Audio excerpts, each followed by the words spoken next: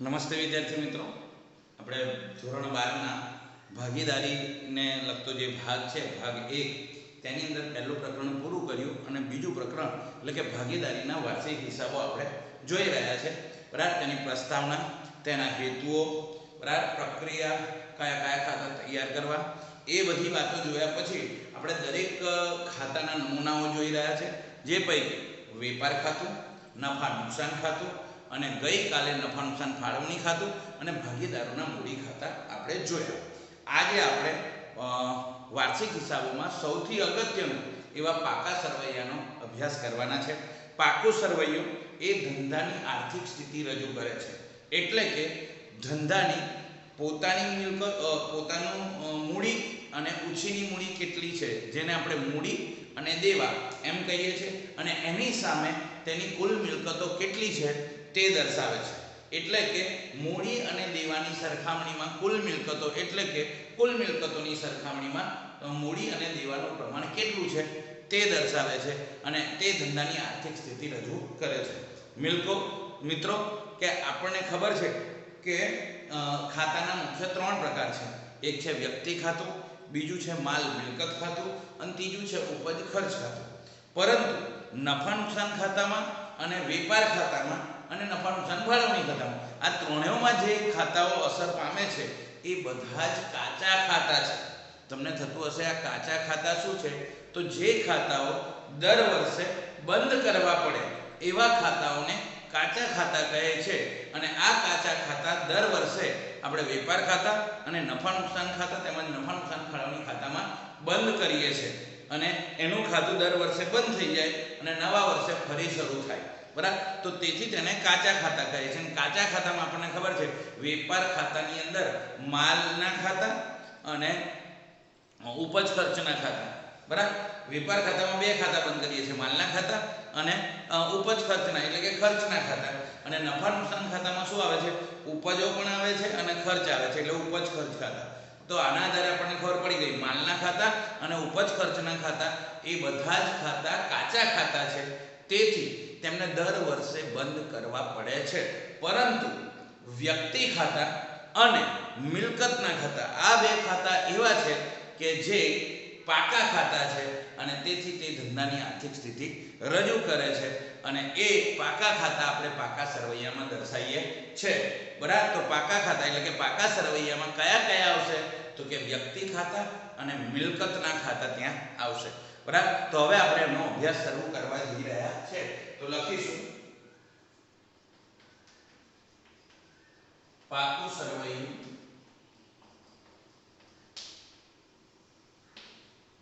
ધંધાની આર્થિક સ્થિતિ, ધંધાની સાચી અને વાજબી આર્થિક સ્થિતિ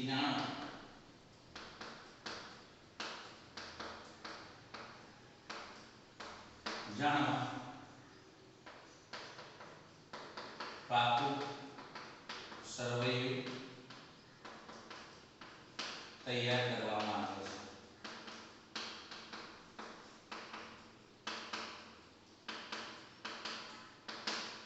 મિલકતોની કુલ મિલકતો સામે પોતાની મૂડી અને દેવું કેટલું છે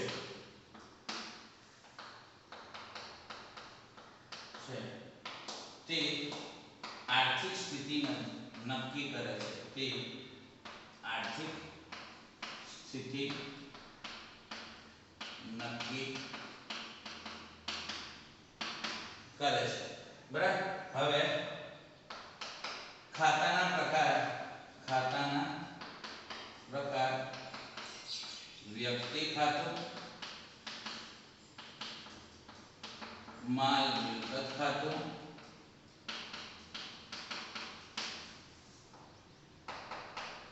અને ઉપજ ખર્ચ ખાતું.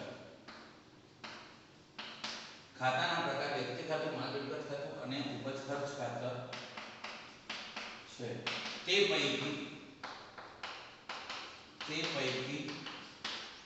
તે પૈકી કયા કે માલના ખાતા અને ઉપજ ખર્ચ, માલ અને ઉપજ ખર્ચના ખાતા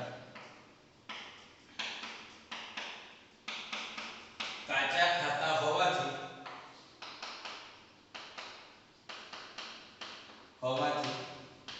દર વર્ષે તેને બંધ કરી વેપાર કે નફા નુકસાન ખાતે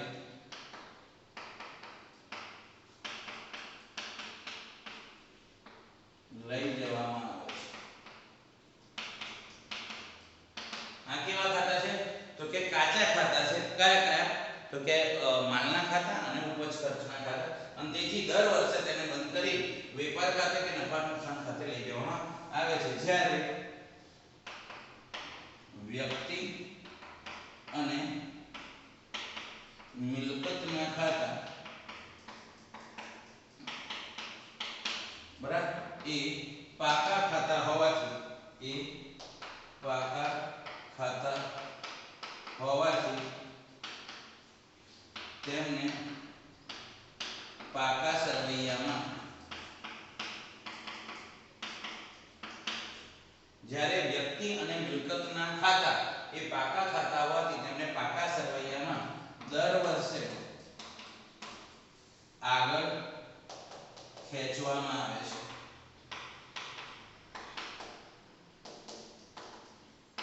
બરાબર, યાદ રાખો.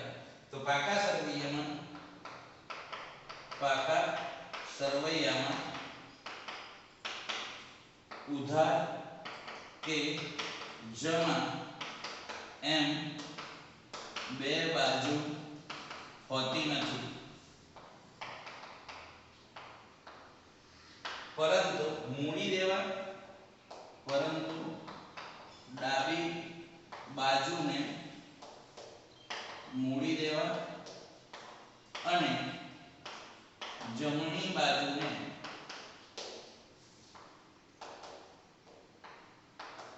મિલકત લેણા કહે છે. બરાબર, તો આ ખાસ અગત્યની વાતો હતી પાકા સરવૈયાને લગતી કે ધંધાની સાચી અને વાજબી આર્થિક સ્થિતિ જાણવા માટે પાકો સરવૈયો તૈયાર કરવામાં આવે છે. કુલ મિલકતો સામે મૂડી અને દેવાનું પ્રમાણ કેટલું છે તે આર્થિક સ્થિતિ નક્કી કરે છે, અને તેથી પાકા સરવૈયામાં આ વસ્તુઓ દર્શાવવામાં આવે છે. ખાતાના પ્રકાર વ્યક્તિ ખાતું, માલ મિલકત ખાતું અને ઉપજ ખર્ચ ખાતું છે. તે પૈકી માલનું ખાતું અને ઉપજ ખર્ચ ખાતું જે છે એ કાચા ખાતા હોવાથી તેમને દર વર્ષે બંધ કરી વેપાર કે નફા નુકસાન ખાતે લઈ જવામાં આવે છે. પરંતુ જ્યારે વ્યક્તિ અને મિલકતના ખાતા એ પાકા ખાતા હોવાથી તેમને પાકા સરવૈયામાં દર વર્ષે આગળ લઈ જવામાં આવે છે. પણ ક્યાં સુધી? જ્યાં સુધી તે અસ્તિત્વ ધરાવે છે ત્યાં સુધી. તો લખવું પડશે અસ્તિત્વ છે ત્યાં સુધી. ત્યાં સુધી તેને પાકા સરવૈયામાં દર્શાવવામાં આવે છે.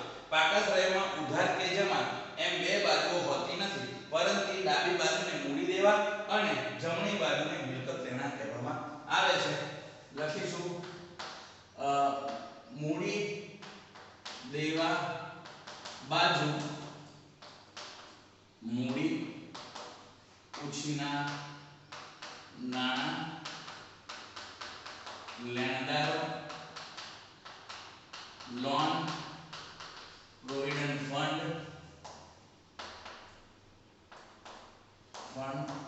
ચૂકવવાના બાકી ખર્ચા અને બરાબર લોન, પ્રોવિડન્ટ ફંડ ચૂકવવાના બાકી ખર્ચા અને અગાઉથી મળેલ આવકો જેવી જમા બાકી દર્શાવાય છે. એટલે કે મૂડી દેવા બાજુ ભલે પાકા સરવૈયામાં ઉધાર અને જમા એવા બે શબ્દો આપ્યા નથી, બરાબર, અને પરંતુ તેમ છતાંય મૂડી દેવા બાજુ મોટા ભાગે જમા બાકીઓ લખવામાં આવે છે. બરાબર, એવી જ રીતે પાકા જ્યારે મિલકત લેણા બાજુ, મિલકત લેણા બાજુ બિનચાલુ મિલકતો, ચાલુ મિલકતો અને અવાસ્તવિક મિલકતો જેવી ઉધાર બાકીઓ દર્શાવવામાં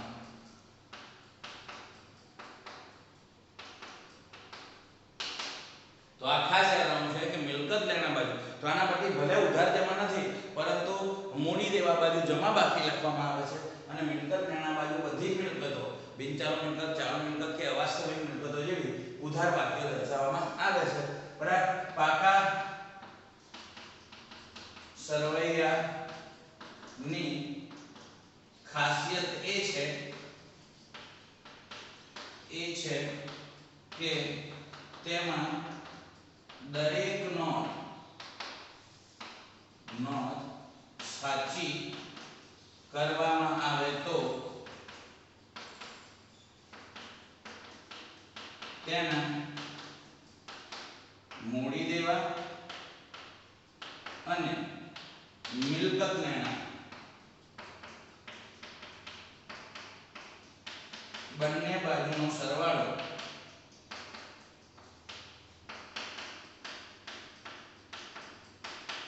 સમાન થાય છે. બરાબર. તો આ એની ખાસિયત છે કે પાકું સરવૈયાનો જવાબ સરખો આવે બંને સાઈડનો તો મોટા ભાગે આપણો દાખલો સાચો છે તેવું કહી શકાય. બરાબર. તો આ એની ખાસિયત છે. તો તમામ પાકા સરવૈયાને લગતી વિગતો આપણે જોઈ લીધી છે. હવે આપણે એનો નમૂનો દેખીશું.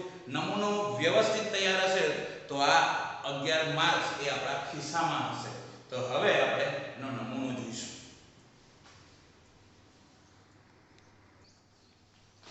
તો મિત્રો હવે પાકા સરવૈયાનો નમૂનો દેખીશું.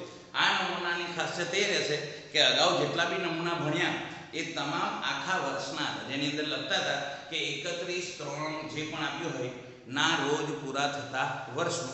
અહીંયા આપણે લખીશું શ્રી ખાલી જગ્યાનો તારીખ ખાલી જગ્યાના રોજનું. આ જે શબ્દ છે રોજનું એટલે એક જ દિવસનો હોય છે. બરાબર. તો રોજનું પાકું સરવૈયું અહીંયા લખાશે મૂડી દેવા અને રકમ.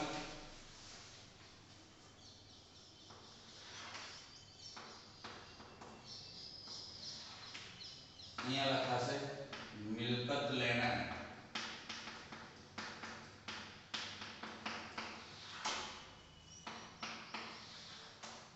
રકમ.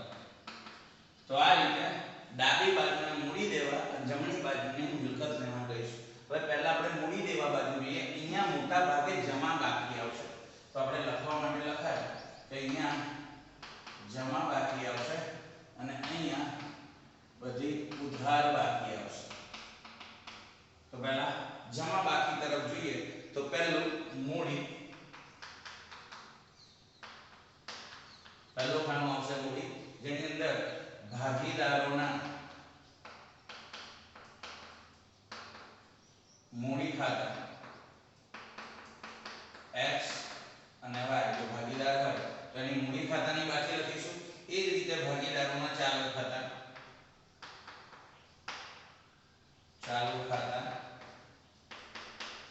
પણ કેવી બાકી હોવી જોઈએ? ચાલુ ખાતાની જમા બાકી હોવી જોઈએ. તો x અને y એ અહીંયા લખાશે. ટૂંકમાં મૂડીની અંદર મૂડી ખાતા અને ચાલુ ખાતા આ બે લખાશે. ત્યાર પછી બીજું ખાનું, બીજું બોર્ડ આવશે અનામત અને વધારો. તો અનામત ને વધારો એટલે શું? તો કે નફાનો જે ભાગ, બરાબર, મોટા ભાગે નફો આપણે ભાગીદારોના મૂડી કે ચાલુ ખાતામાં જમા કરીએ છીએ, પરંતુ ઘણીવાર નફાનો અમુક ભાગ સામાન્ય અનામત ખાતે, કારીગર નફા ભાગ ભંડોળ ખાતે, કારીગર અકસ્માત વળતર ભંડોળ ખાતે, રોકાણ વધઘટ ભંડોળ, આવા અનામતો ખાતે લઈ જવામાં આવે તો એક અનામતોનો અહીં સમાવેશ થશે. તો આપણે લખીશું સામાન્ય અનામત મૂડી અનામત અને અન્ય અનામત. તો આવી અનામતનો સમાવેશ છે. પહેલો ભાગ જે મૂડી છે, બીજો છે અનામતને વધારો.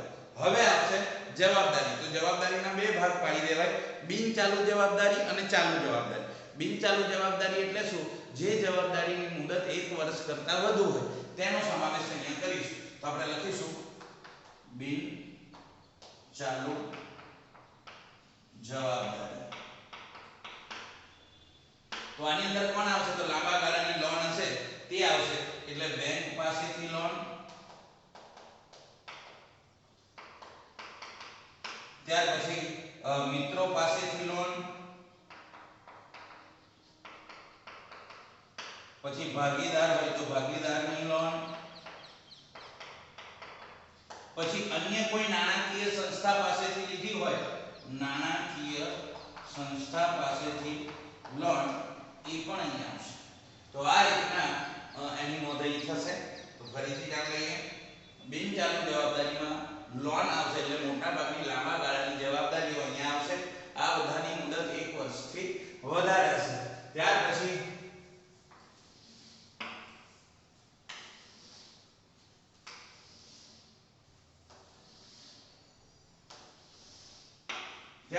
આવશે ચાલુ જવાબદારી.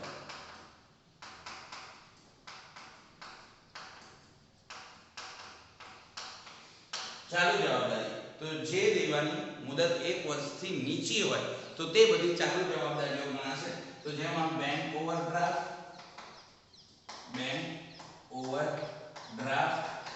પછી લેણદારો, તો લખીશું લેણદારો, દેવી મૂડી, ચૂકવવાના બાકી ખર્ચા, અગાઉથી મળેલ આવક. અગાઉથી મળેલ આવક પણ આપણું દેવું છે, એ પણ યાદ રાખવાનું છે. કરવેરાની જોગવાઈ,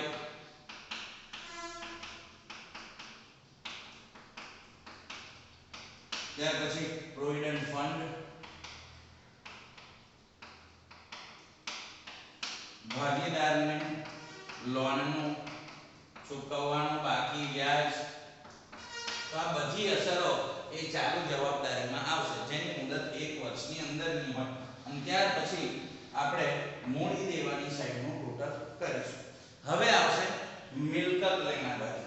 તો મૂડી દેવામાં આપણે જોયું તો મૂડી અને અનામત આ બંને મૂડીનો જ ભાગ છે. અનામત એ નફામાંથી જ કરેલો ભાગ છે, તેથી તે મૂડીનો જ ભાગ ગણાશે. તો મૂડી અને અનામત વધારો એ માલિકનો છે, બરાબર, ભાગીદારોનો છે. જ્યારે બિન ચાલુ જવાબદારી અને ચાલુ જવાબદારી એ દેવું છે, બરાબર. તો બિન ચાલુ જવાબદારીની મુદત 1 વર્ષથી વધુ હોય અને ચાલુ જવાબદારીની મુદત 1 વર્ષથી ઓછી હોય. હવે આપણે અહીંયા જોઈએ મિલકત લેણા. તો મિલકત લેણામાં મિલકતના રાઈટ બે જ ભાગ પાડેલા છે. એમાં પહેલો ભાગ લખીશું 1 બિન ચાલુ મિલકતો. બિન ચાલુ મિલકતો. હવે એને બે ભાગમાં વહેંચી છે. બે ભાગમાં પહેલો છે કાયમી મિલકતો, અને કાયમી મિલકતોમાં પણ બે ભાગ સ્મોલ a પાડીશું, દ્રશ્ય અને અદ્રશ્ય. તો દ્રશ્યમાં કોણ આવશે? તો લખીશું જમીન અને મકાન, પછી આવશે ફર્નિચર, પછી આવશે યંત્રો, પછી આવશે છૂટા ભાગો, બરાબર. જમીન, મકાન, ફર્નિચર, યંત્રો, છૂટા ભાગો, વાહનો,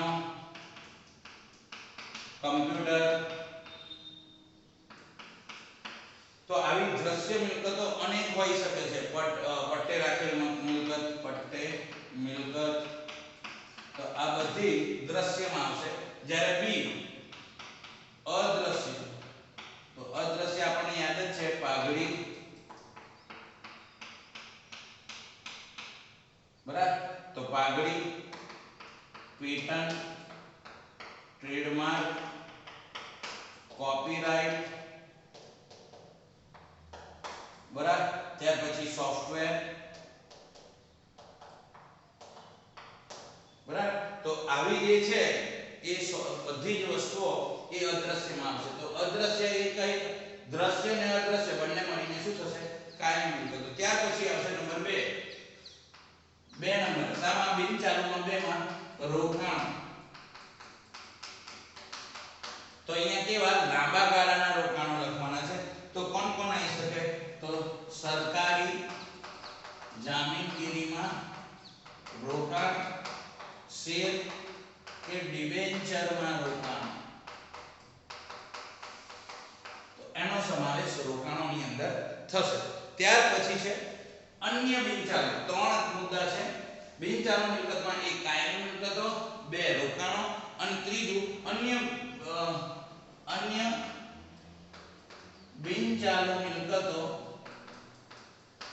એની અંદર અવાસ્તવિક મિલકતો જેવી કે પ્રાથમિક ખર્ચ, જાહેરાત, ઝુંબેશ ખર્ચ, એવી અવાસ્તવિક મિલકતો પ્રાથમિક ખર્ચ, જાહેરાત, ઝુંબેશ ખર્ચ, પછી સંશોધન અને વિકાસ ખર્ચ, એવા મોટા ખર્ચાઓનો એની અંદર સમાવેશ થાય છે. તો બિનચાલુ મિલકતો એ એક મુદ્દો, એની અંદર એક કાયમી મિલકતો, બે રોકાણો અને ત્રણ. અને હવે આવશે બી માં આવશે ચાલુ મિલકતો. તો ચાલુ મિલકતોના કોઈ બીજા ભાગ નથી, એક સાથે જ લખાશે. પહેલું આખર સ્ટોક, પછી આવશે લેવાદારો,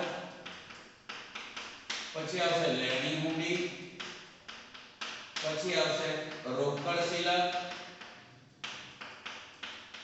પછી આવશે બેંક શિલક, પછી હવે ખાસ ધ્યાન રાખવાનું છે કે ચાલુ મિલકતોનો એક બીજો ભાગ લોન અને ધિરાણો પણ છે. લોન અને ધિરાણો. તો અહીંયા મળવાની બાકી આવક એ શું ગણાશે ચાલુ મિલકત. પણ અગાઉથી ચૂકવેલ ખર્ચ એમાં આવશે. ત્યાર પછી લેણી મૂડી એ પણ લોન અને ધિરાણો આવશે. અને અન્ય કોઈ ધિરાણ કર્યું હોય બરાબર તો કરેલ ધિરાણ અથવા ધીરેલ લોન પણ આ 1 વર્ષની મુદતની હોવી જોઈએ. અને આ રીતે બંને સાઈડનું ટોટલ કરીશું તો બંનેનું ટોટલ, આ સાઈડનું ટોટલ મૂડી અને દેવાનું અને મિલકત લેણાનું, આ બંનેનો સરવાળો સરખો થશે. તો મિત્રો ફરીથી યાદ કરીએ કે મિલકતો બાજુ બે વિભાગ, એક તો બિનચાલુ અને એક ચાલુ. બિનચાલુની અંદર ત્રણ છે. પહેલું છે કાયમી મિલકત, બીજું છે રોકાણ અને ત્રીજું છે અન્ય બિનચાલુ મિલકત. કાયમી મિલકતોનો બે ભાગ છે, દ્રશ્ય અને અદ્રશ્ય. દ્રશ્ય એટલે જે મિલકતોને સ્પર્શી શકાય, જમીન, મકાન, ફર્નિચર, વાહન, યંત્રો, બરાબર શું કે ફર્નિચર ને ફિટિંગ્સ, આ બધાનો કોમ્પ્યુટર છે, પટ્ટે મિલકત, એ બધી દ્રશ્ય આવશે. અને પાઘડી, પેટન્ટ, કોપીરાઇટ, ટ્રેડમાર્ક, સોફ્ટવેર, આ બધી અદ્રશ્ય મિલકત આવશે. ત્યાર પછી બીજા નંબરે છે રોકાણો. આ પણ એક બિનચાલુ મિલકત છે. તો અહીંયા જે રોકાણો આવશે ને એ 1 વર્ષથી લાંબા સમય માટેના હશે. એટલે સરકારી જામીનગીરીમાં રોકાણ, કંપનીના શેર કે ડિબેન્ચરમાં રોકાણ એ ત્યાં આવશે. અન્ય બિનચાલુ મિલકતો એટલે આ અવાસ્તવિક મિલકતો છે, એક પ્રકારના લાંબા ગાળાના ખર્ચા. તો અવાસ્તવિક મિલકતો પ્રાથમિક ખર્ચ છે, જાહેરાત, ઝુંબેશ ખર્ચ છે, એ ત્યાં આવશે. તો અહીંયા આપણી બિનચાલુ મિલકતો પૂરી. ત્યાર પછી ચાલુ મિલકતો છે, એમાં આખર સ્ટોક, દેવાદારો, લેણી મૂડી, બરાબર રોકડ શિલક. હવે લેણી મૂડી મેં લખી દીધી છે, પણ લેણી મૂડી અહીં આવશે. એ નીચે આપણે લોન અને ધિરાણોમાં લખ્યું છે. તો આખર સ્ટોક, દેવાદારો, રોકડ શિલક, બેંક શિલક, મળવાની બાકી આવકો, આ બધી ત્યાં જ આવશે. અને એની સામે લોન અને ધિરાણો, અગાઉથી ચૂકવેલ ખર્ચ છે, લેણી મૂડી છે, ધીરેલ લોન છે, એ તમામ એ આપણે લોન અને ધિરાણોમાં આવશે. તો આ રીતે બંને બાજુનો સરવાળો સરખો થઈ જશે. તો આ નમૂનો જેટલો પરફેક્ટ તૈયાર કરેલો હશે તેટલી મજા આવશે. આવતીકાલે આપણે હવાલાનો જોવાના છે. તો હવાલાઓ કમ્પ્લીટ થઈ જશે ત્યાર પછી આપણે દાખલા સ્ટાર્ટ થશે. ટોટલ 15 થી 19 હવાલાઓ છે. તો સરસ રીતે તૈયાર કરીશું અને પોતે પણ ધ્યાન રાખીશું. બરાબર આગળના જે નમૂનાઓ છે, વેપાર ખાતું, નફા નુકસાન ખાતું, નફા નુકસાન ફાળવણી ખાતું, ભાગીદારોના મૂડી અને ચાલુ ખાતા જે ગઈકાલ સુધી ચલાયા છે એ મેં તમને 5-5 વખત લખવા આપ્યા. આ એક વાત. અને બીજું આ નમૂનો પણ તમારે 5 વખત લખવાનો છે. પરંતુ બીજી એક બહુ જ દુઃખની વાત છે કે આજે આટલા દિવસથી કોન્સ્ટન્ટ ભણાવીએ છીએ પણ કોઈ વિદ્યાર્થીએ હજુ કોઈ રિસ્પોન્સ આપ્યો નથી કે મનોજભાઈ અમે ઘરે ભણીએ છીએ. નંબર 1 અને નંબર 2, 11મા ધોરણની ફી મોટા ભાગના વિદ્યાર્થીની બાકી છે. તો તમારામાં સહેલી દયા જેવું કંઈક હોય કે ટાઈમે ભરી દેજો. બાકી ધર્મનો પાખંડ આપણે ના કરીએ. નમસ્તે, જય હિન્દ.